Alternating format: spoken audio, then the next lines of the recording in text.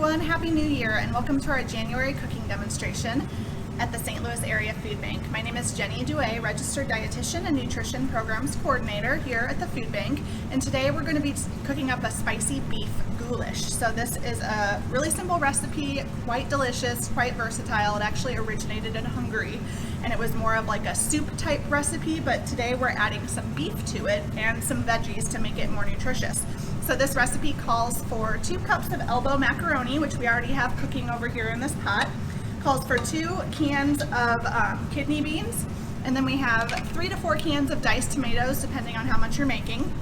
We have 2 tablespoons of chili powder, 2 teaspoons of Italian seasoning, and then 1 teaspoon of cumin. And then for our veggies over here, we have diced up an onion here, and then we also have a diced up green pepper. So we're getting lots of nutrients in today.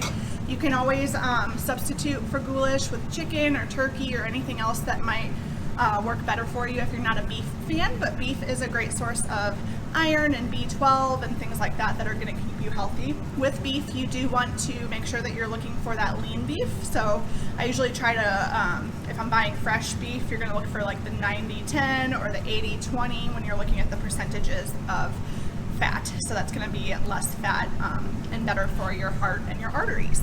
And then you can also, if you don't have access to fresh beef, you can also use canned beef. So that is an option as well. To start this recipe, we are actually cooking up our beef right now. You just want to cook it in a little skillet until it's browned.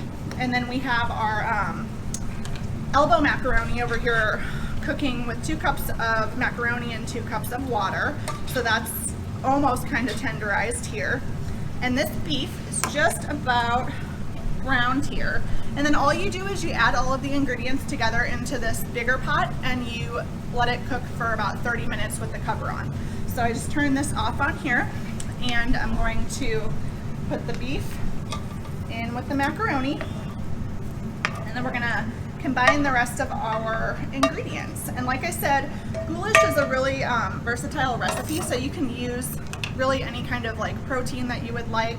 When it originated, it was more of a soup style recipe, but you can really spice it up however you like. When I'm at home, I usually use turkey, and I'll cut up some celery and carrots and things like that, and it's really delicious as well. For the tomatoes, I'm using no salt added diced tomatoes. And you're gonna do 3 to 4 cups. I'm just doing 3 on here. And you want to keep the juice in as well, because with goulash, you do want it to be kind of like a soupy texture. And then we're going to use kidney beans, 2 cups or 2 cans of kidney beans. And I'm going to kind of mix this up before I add all the spices.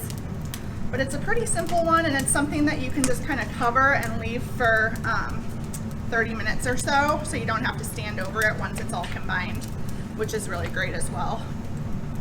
So we're going to add our spices and our veggies. I'm going to add the 1 diced up green onion, and then 1 diced up, or green pepper, not green onion, 1 diced up regular onion. Stir that up again here before adding the spices and covering. And you know, the good thing about cooking is with spices, you can add more or less. You know, the recipe calls for 2 tablespoons of chili powder, 2 teaspoons of Italian powder, and a teaspoon of cumin. But if you like more or less of specific spices, feel free to adjust to your preference. And we're gonna add that cumin, and then we're gonna stir it up.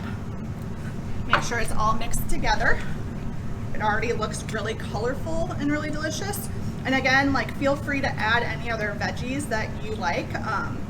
I have found with the one that I make at home that is with turkey or chicken, I found that I like celery and carrots. Zucchini is really good with it.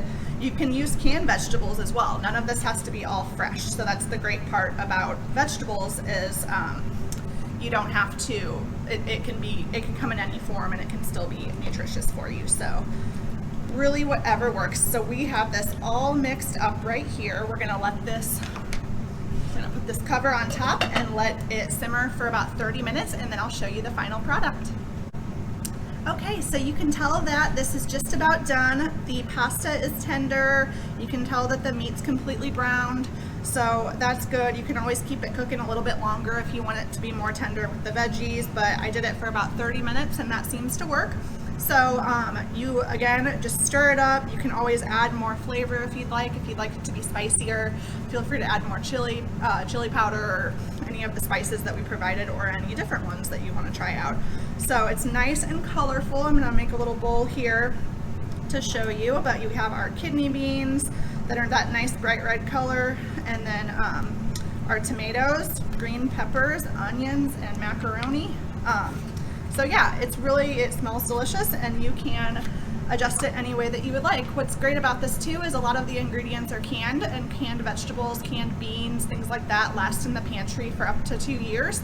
So when you are trying to make recipes and think of new recipes, I highly suggest going through your pantry and seeing what you already have that you might be able to use to make a new creation. That's a lot of times when the best recipes come from, is when you kind of look through your pantry when you're trying to figure out what you want to make. So always check it out and see what you can make, and then if you have any suggestions or recipes that you want to see conducted by us, you can visit our website at stlfoodbank.org. We have several pantry to plate recipes on there.